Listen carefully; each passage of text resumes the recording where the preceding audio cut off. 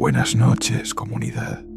Hoy les traigo 3 historias de terror que pondrán a prueba su tranquilidad. Aquí tienen un adelanto de lo que les espera esta noche. De pronto, escucharon un golpe fuerte, metálico, que resonó desde el pasillo. Todos apuntaron con sus linternas. Nadie, pero el sonido de pasos se escuchaba acercándose, lentos, constantes. El grupo contuvo la respiración. Entonces, a lo lejos, vieron una sombra, alta, delgada, con una bata hospitalaria. El hospital estaba en medio de un bosque, rodeado de árboles altos que ocultaban la luna. La entrada principal estaba cubierta de maleza. Forzaron una puerta oxidada y entraron. El olor fue lo primero que los golpeó. Humedad, polvo y algo agrio, como descomposición. De pronto, la linterna de uno de ellos iluminó algo en una esquina. La silueta de una mujer con bata blanca. Ahora sí. A continuación, la primera historia. El sanatorio de Waverly Hills. En las afueras de Louisville, Kentucky, se levanta una construcción enorme y oscura, el antiguo sanatorio de Waverly Hills. En los años 30 y 40, fue uno de los hospitales más grandes para pacientes con tuberculosis. Miles murieron allí, muchos sin familia cerca.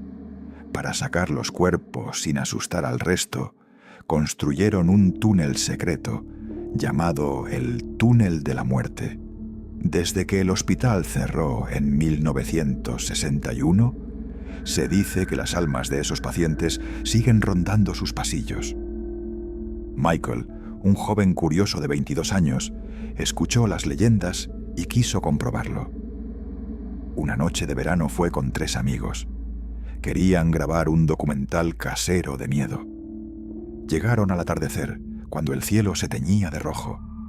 El edificio, con sus ventanas vacías y paredes descascaradas, parecía mirarlos. Entraron por una puerta lateral oxidada. El olor era penetrante. Polvo, madera vieja y humedad. El eco de sus pasos llenaba los pasillos vacíos. En el suelo encontraron zapatos antiguos, jeringas y restos de camas oxidadas. Uno de los amigos, Jason, reía para disimular el miedo. «¿Y si nos sale un fantasma?», dijo con tono burlón. «Le pedimos una entrevista», contestó otro. Pero Michael estaba serio. Desde que entraron sentía que alguien los observaba. Llegaron al segundo piso, donde antes estaban las habitaciones de pacientes. Las ventanas daban a un bosque oscuro. En una de las habitaciones había una cama metálica.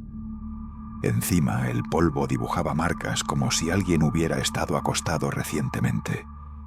De pronto, escucharon un golpe fuerte, metálico, que resonó desde el pasillo. Todos apuntaron con sus linternas. Nadie, pero el sonido de pasos se escuchaba acercándose, lentos, constantes. El grupo contuvo la respiración. Entonces, a lo lejos, vieron una sombra, alta, delgada, con una bata hospitalaria. Avanzaba despacio, sin rostro visible. «Corramos», susurró uno. Pero Michael no se movió. La figura se detuvo y pareció girar hacia ellos. En ese momento, todas las linternas parpadearon y se apagaron. La oscuridad los envolvió. Se escuchó una voz, como un suspiro. «Don't leave me», «No me dejen». El pánico los hizo correr. Chocaban con paredes, tropezaban con escombros. Bajaron al primer piso a ciegas. Cuando encendieron de nuevo las linternas, estaban frente a una puerta grande. Michael la reconoció.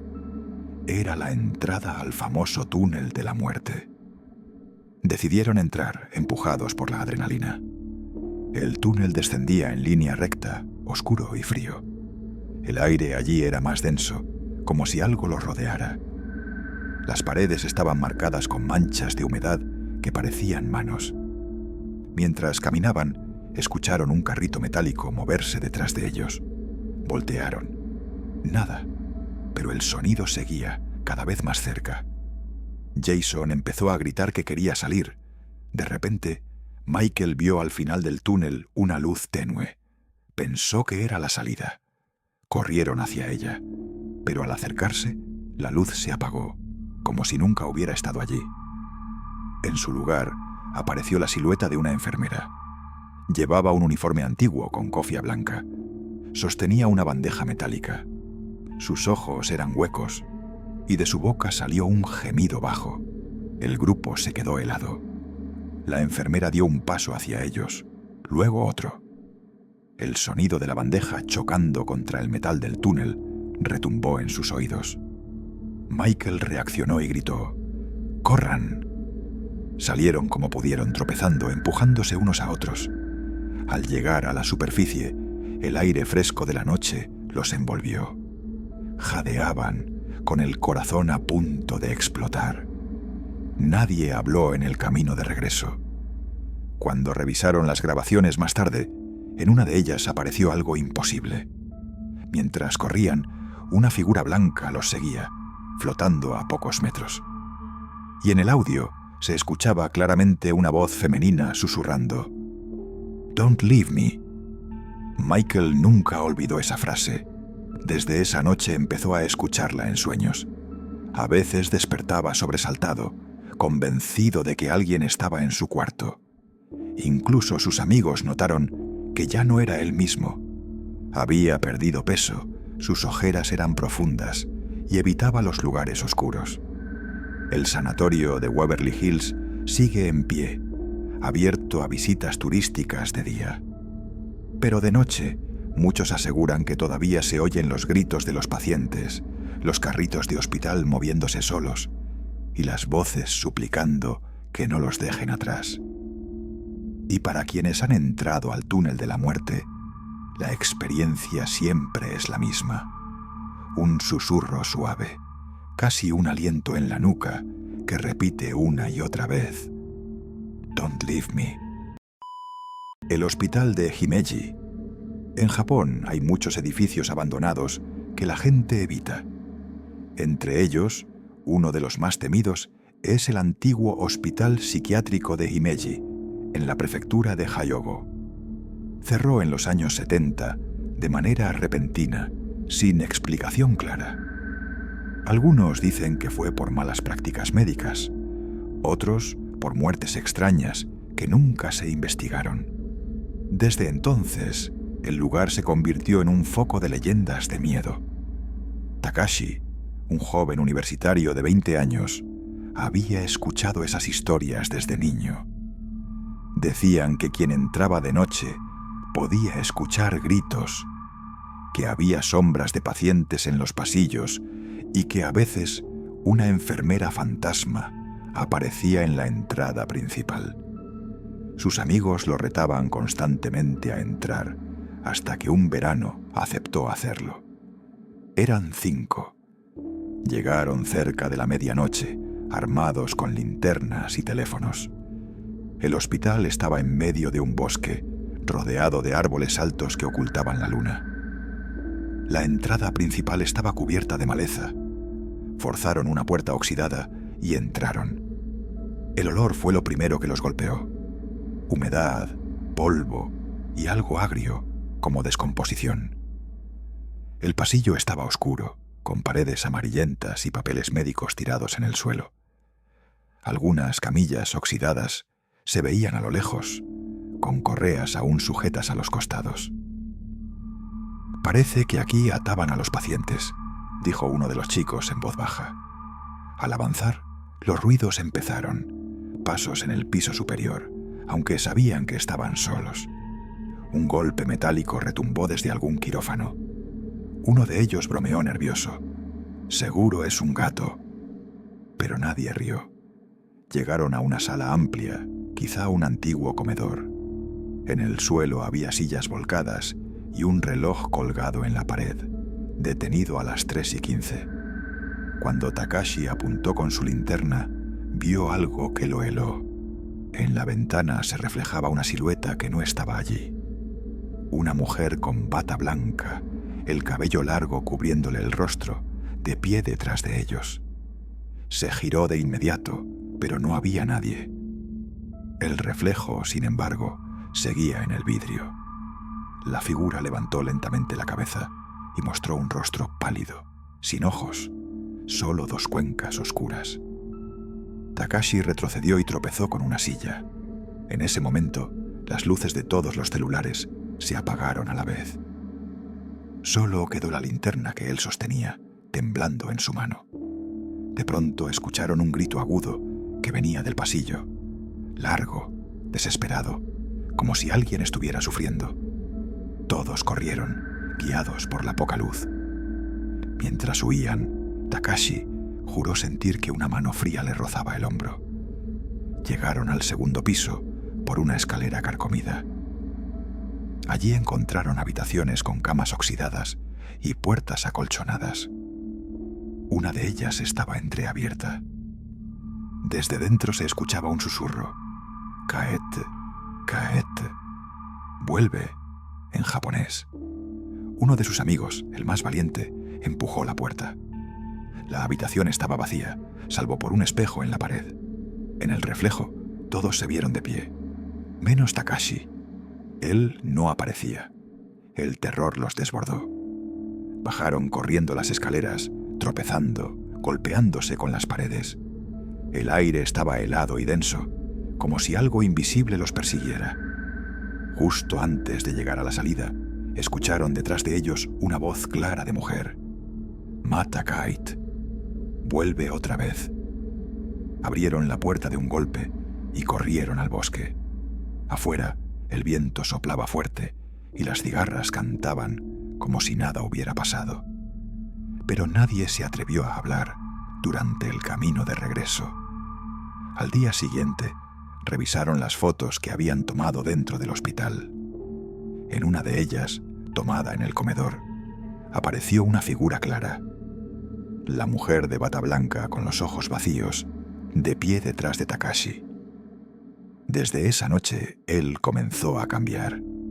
Decía que escuchaba susurros en su cuarto, incluso con la televisión encendida. Soñaba con la enfermera que lo miraba fijo y repetía la misma palabra, «Kaete». Sus amigos intentaron apoyarlo, pero pronto notaron algo extraño. En los videos de sus reuniones, Takashi aparecía desenfocado, como si no estuviera del todo presente. A veces, en lugar de su voz, se escuchaba un eco femenino. Finalmente, dejó de salir. Pasaba las noches despierto, con la linterna encendida. Su madre contó que varias veces lo encontró hablando solo, como si alguien invisible le respondiera. El hospital de Himeji sigue abandonado, cubierto por la maleza. Los jóvenes locales aún entran por curiosidad, y muchos aseguran vivir experiencias similares. Risas de mujer en los pasillos, pasos en las escaleras, sombras reflejadas en los vidrios. Algunos, al salir, sienten que algo los sigue de regreso a casa. Takashi nunca volvió a ser el mismo. Y a veces, cuando alguien pasa frente al hospital en silencio, dicen que una voz femenina se escucha desde dentro, susurrando en japonés. «Koete, vuelve otra vez». El Hospital de Tlatelolco. En el corazón de la Ciudad de México, en la zona de Tlatelolco, existe un hospital que cerró hace más de una década. Hoy sus ventanas están rotas, los pasillos llenos de polvo y las paredes cubiertas de grafitis. Pero los vecinos aseguran que cuando cae la noche, el lugar sigue vivo de otra forma. Cuentan que en ese hospital muchos pacientes murieron en condiciones duras. Algunos nunca recibieron visitas, otros fallecieron en medio de operaciones que no pudieron salvarlos. Dicen que las paredes guardaron ese sufrimiento y que por eso el edificio jamás descansa. Sofía, estudiante de medicina, había escuchado esas historias desde pequeña. Tenía 21 años y siempre pensó que eran exageraciones de la gente. Un día, con un grupo de amigos, decidió entrar al hospital para grabar videos. Querían demostrar que no había nada sobrenatural, solo un edificio abandonado. Llegaron una noche de sábado, cerca de las 10. La entrada principal estaba oxidada y cubierta de polvo. Forzaron una puerta lateral que se abrió con un chirrido largo. Apenas pusieron un pie adentro, un olor fuerte a humedad y desinfectante viejo los envolvió. El aire era pesado, como si no se moviera desde hacía años. Los pasillos eran estrechos. El yeso caído del techo crujía bajo sus pasos. Algunas camillas viejas, oxidadas, estaban arrinconadas en las esquinas. En el suelo había cajas con archivos médicos, placas de radiografía y jeringas vacías. Todo parecía congelado en el tiempo. Al principio iban riendo, alumbrándose con linternas y celulares, pero pronto el silencio del lugar comenzó a inquietarlos. Cada eco sonaba como pasos que no eran suyos. En un punto, juraron escuchar un golpe metálico proveniente del piso de arriba. Sofía trató de calmarse, pensando que eran ratas o el viento. Pero mientras más avanzaban, más raro se sentía el ambiente. En una de las salas de operaciones encontraron una mesa metálica. Encima había un bisturí oxidado y manchas oscuras en el piso que parecían sangre seca. «Aquí seguro se aparecen los doctores muertos», bromeó uno de sus amigos. Todos rieron, menos Sofía. Ella sentía un frío extraño en la piel. Su respiración salía en forma de vapor, aunque afuera la noche era templada. De pronto, la linterna de uno de ellos iluminó algo en una esquina, la silueta de una mujer con bata blanca. Estaba de pie, de espaldas, mirando hacia la pared. El grupo se quedó en silencio absoluto. La figura no se movía ni respiraba. Sofía dio un paso hacia atrás, pero el suelo crujió. Entonces la mujer giró lentamente la cabeza.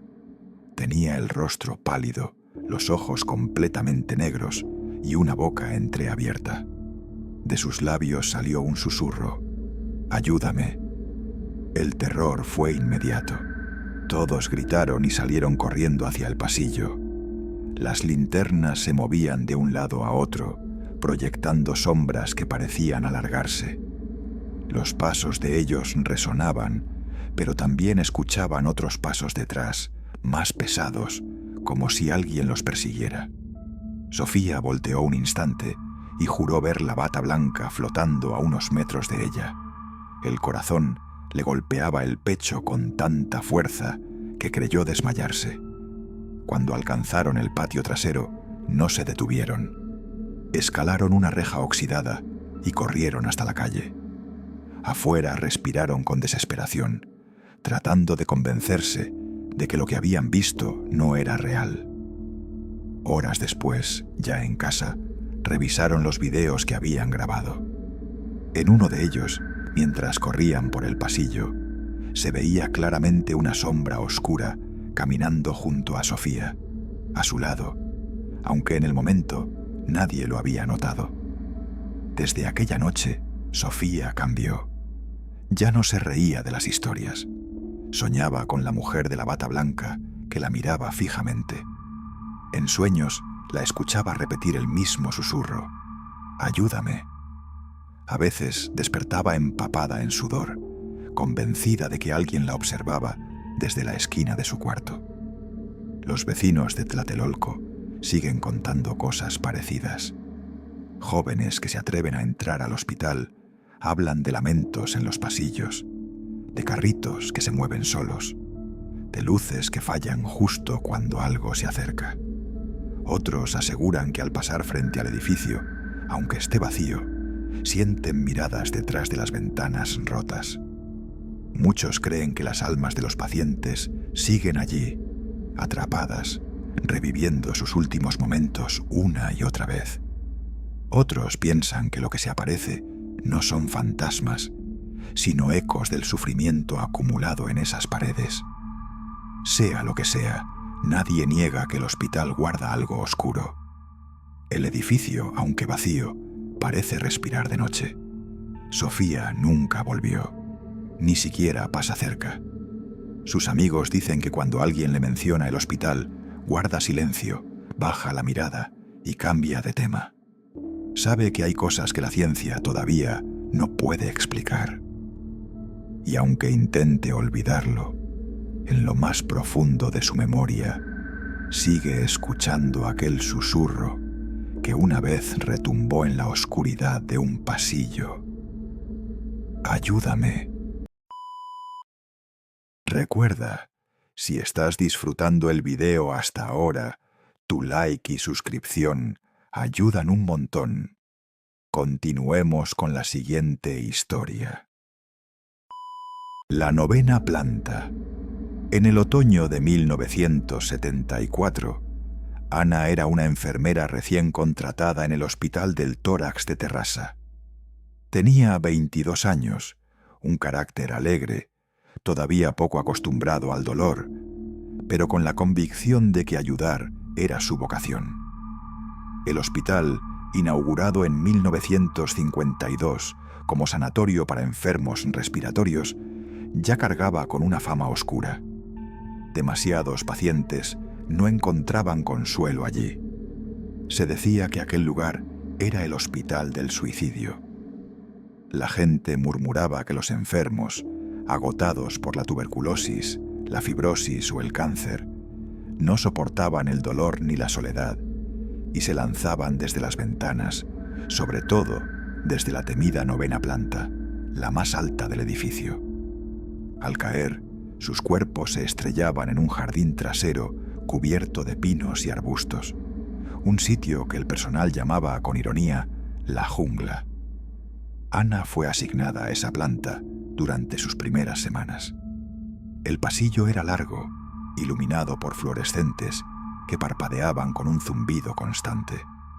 Las ventanas dejaban entrar poca luz, y el eco de los pasos parecía multiplicarse, como si alguien caminara siempre detrás de ella. Una tarde de guardia, Ana se quedó más tiempo en la sala de enfermeras, mirando por la ventana hacia la jungla, mientras el cielo se teñía de violeta. Entonces lo vio.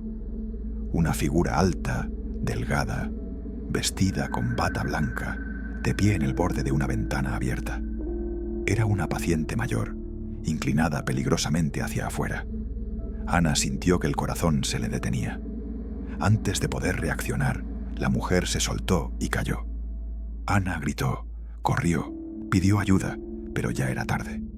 El cuerpo golpeó las ramas con un estruendo sordo y quedó tendido en el suelo, inmóvil.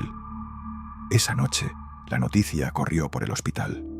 Un suicidio más en la novena planta. Nadie parecía sorprendido. Al día siguiente, Ana pasó por la ventana rota. Vio una marca de mano ensangrentada en el borde y una jeringuilla olvidada en el suelo, como si hubiera intentado aferrarse a algo antes de caer. Aquella imagen la persiguió durante días. Pronto comenzó a escuchar rumores entre los compañeros. Enfermeras que aseguraban sentir presencias, pacientes que decían ver sombras en sus habitaciones, puertas que se cerraban solas. Algunos afirmaban que los que pasaban demasiadas noches en esa planta enfermaban más rápido. Ana intentó ignorarlo, pero poco a poco empezó a sentirlo en carne propia. Cada vez que recorría el pasillo, tenía la sensación de que alguien la observaba desde el final. A veces veía un destello blanco, como una bata moviéndose entre las sombras. En las madrugadas, cuando los enfermos dormían, escuchaba susurros apagados. «Ayúdame, no quiero caer, quédate conmigo». Una noche, mientras revisaba una habitación vacía, la vio de nuevo. La misma paciente suspendida en el aire, inclinada hacia el vacío, con el brazo extendido hacia ella. La figura parecía transparente, pero sus ojos, hundidos y oscuros, la miraban con una intensidad insoportable. Ana sintió un frío helado que le paralizó la garganta. Intentó gritar, pero la voz no le salía. Cuando parpadeó, la aparición había desaparecido. Esa fue la última vez que aguantó. Salió corriendo del hospital sin pedir permiso y no regresó a su turno. Al día siguiente entregó la baja médica y nunca volvió a trabajar allí. Con los años, el Hospital del Tórax fue cerrando poco a poco. La medicina había avanzado y ya no era necesario un sanatorio así. Oficialmente cerró en 1997, pero su fama tenebrosa siguió viva. Muchos lo consideran uno de los lugares más terroríficos de España. Se cuenta que en la 9ª planta aún se sienten lamentos, que en la jungla se escuchan ruidos como de cuerpos cayendo, y que si entras en ciertas habitaciones, un frío repentino te obliga a salir.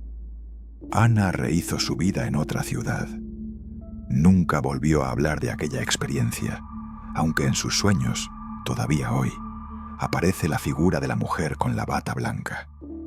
Siempre la ve en el borde de la ventana, inclinada, extendiendo el brazo hacia ella, y siempre escucha los mismos susurros. No quiero caer, porque los hospitales no solo curan, también retienen, y algunos sufrimientos, aunque los cuerpos mueran, siguen atrapados entre sus muros. La habitación maldita de Waverly Hills, el Hospital Waverly Hills, en Kentucky, Estados Unidos, abrió sus puertas en 1910 como sanatorio para pacientes con tuberculosis. En aquella época, la enfermedad era mortal y los pacientes llegaban en un estado avanzado, desesperados por encontrar alivio. A medida que las décadas pasaban, miles de personas murieron entre sus muros, y con ellas quedaron recuerdos que parecían nunca abandonar el lugar. Entre todas las historias que circulan sobre el hospital, ninguna es tan escalofriante como la de la habitación 502, conocida por los empleados como la habitación maldita. La primera tragedia documentada ocurrió en 1928. Una joven enfermera de 29 años, llamada Margaret, fue encontrada muerta en la habitación 502. Según los registros del hospital, se había suicidado colgándose de una lámpara del techo. Los motivos nunca fueron del todo claros, aunque algunos compañeros mencionaban que estaba atravesando problemas personales y que estaba embarazada. Nadie pudo entender cómo alguien tan dedicada a cuidar a los enfermos pudo llegar a tal desesperación, y aquel incidente dejó una marca profunda en el personal. 4 años después, en 1932, otra enfermera falleció en la misma habitación. Su cuerpo fue hallado junto a la ventana, caída desde el piso superior. La policía concluyó que se trataba de un suicidio, aunque algunos empleados del hospital mantenían la versión de que algo extraño había sucedido. Aquella segunda muerte consolidó la fama de la habitación 502. Se decía que la misma sombra de la primera enfermera aún rondaba el lugar y que la energía de la tragedia atraía a quienes trabajaban allí. Durante los años siguientes, el personal y los visitantes comenzaron a reportar sucesos inexplicables. Monitores que se encendían solos, puertas que se cerraban de golpe, susurros en los pasillos vacíos y sombras que se movían sin razón aparente. Algunos pacientes aseguraban sentir una presencia fría, observándolos desde las esquinas, mientras que enfermeras contaban que, al acercarse a la habitación 502, una sensación de ansiedad y miedo se apoderaba de ellas, como si una fuerza invisible no quisiera que entraran. Una de las historias más documentadas proviene de un enfermero que trabajó en el hospital durante la década de 1970. Según su relato, una noche, mientras hacía su ronda, escuchó pasos detrás de él. Giró, pero no había nadie. Continuó caminando y los pasos se repitieron, cada vez más cerca, hasta que finalmente se detuvieron. Al mirar hacia la habitación 502, vio una figura femenina pálida, con bata blanca y cabello despeinado, observándolo desde la esquina. El aire se volvió helado y una sensación de angustia lo paralizó. Intentó acercarse, pero la figura desapareció en un instante, dejándolo temblando y sin aliento. Aquellas experiencias no eran aisladas. Varias enfermeras y médicos documentaron incidentes similares. Luces que parpadeaban sin motivo, monitores de pacientes que mostraban signos vitales en habitaciones vacías y voces que pedían ayuda o advertían de peligros inexistentes. Incluso en los años posteriores al cierre del hospital como sanatorio, la leyenda de la habitación 502 persistió. Los visitantes que accedían a las zonas abandonadas afirmaban sentir presencias, escuchar lamentos y ver figuras espectrales que desaparecían al acercarse. El hospital cerró sus puertas oficialmente en 1961, pero su fama como lugar embrujado se mantuvo.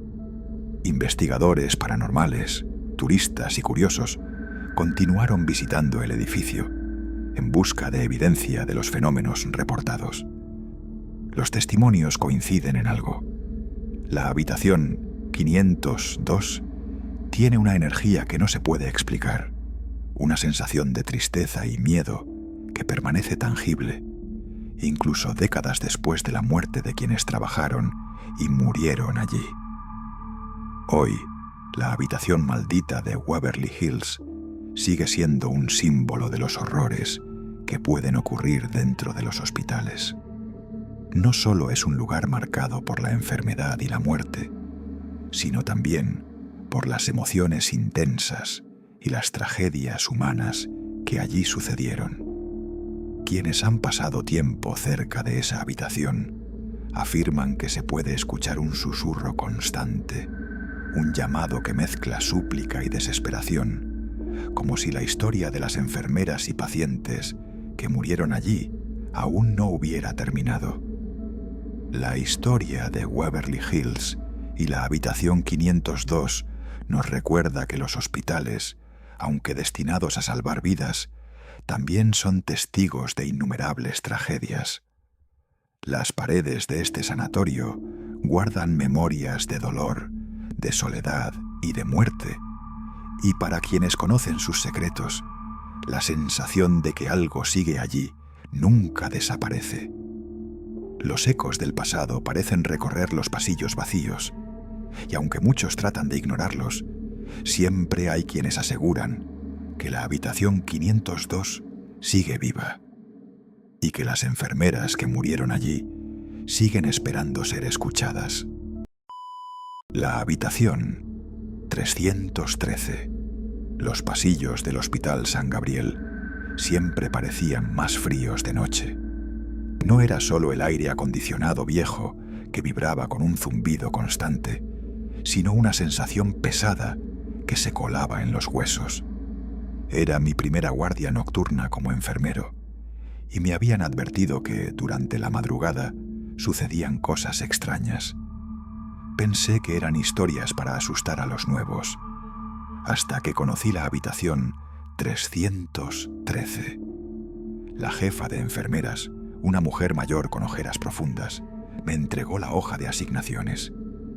Cuando mis ojos recorrieron la lista, noté que la habitación 313 estaba vacía, pero su nombre seguía escrito allí, como si alguien estuviera internado. «Esa habitación no se usa», me dijo sin mirarme. Su voz era seca. «Está cerrada desde hace 10 años. No quise insistir. Me limité a asentir y continuar con mi trabajo. Sin embargo, mientras pasaba por el pasillo que conectaba las salas de urgencias con el ala antigua, sentí un escalofrío. A lo lejos, la puerta de la 313 estaba entreabierta, aunque se suponía que estaba clausurada. Pensé que alguien habría entrado por error, así que me acerqué. La puerta crujió cuando la empujé. El olor a humedad me golpeó de inmediato. Dentro, todo estaba cubierto de polvo.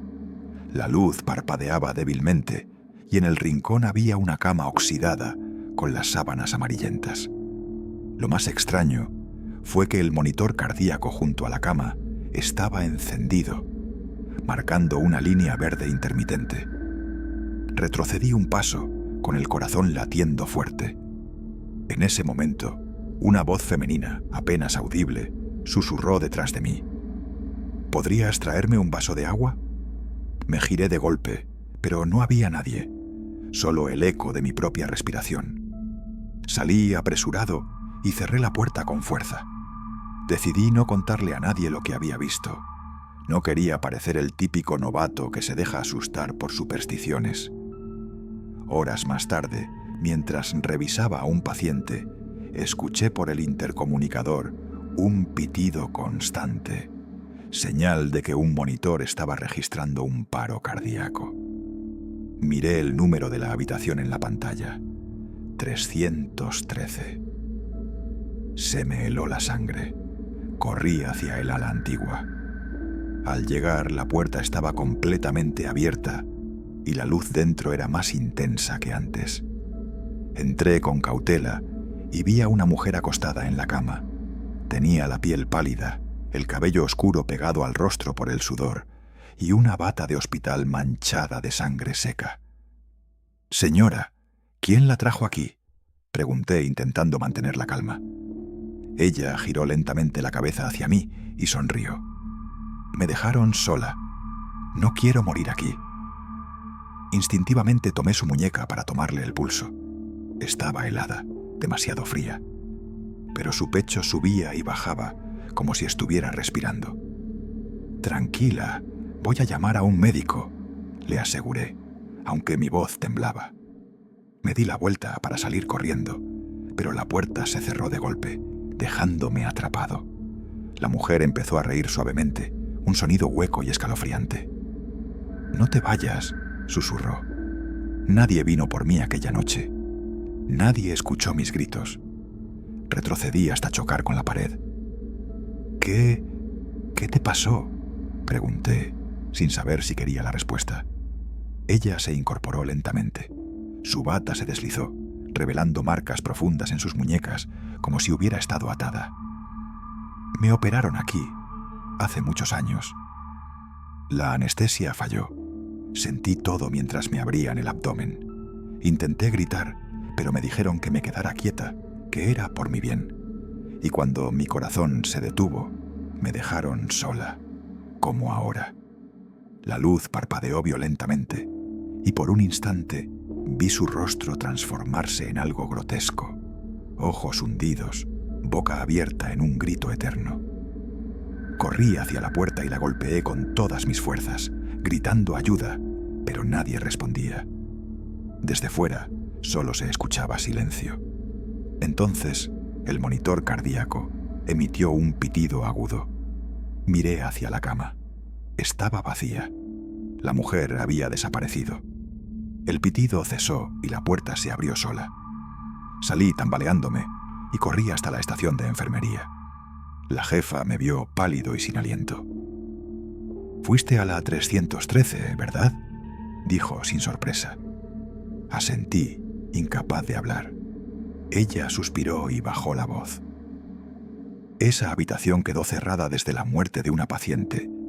Hace exactamente 10 años, a esta misma hora.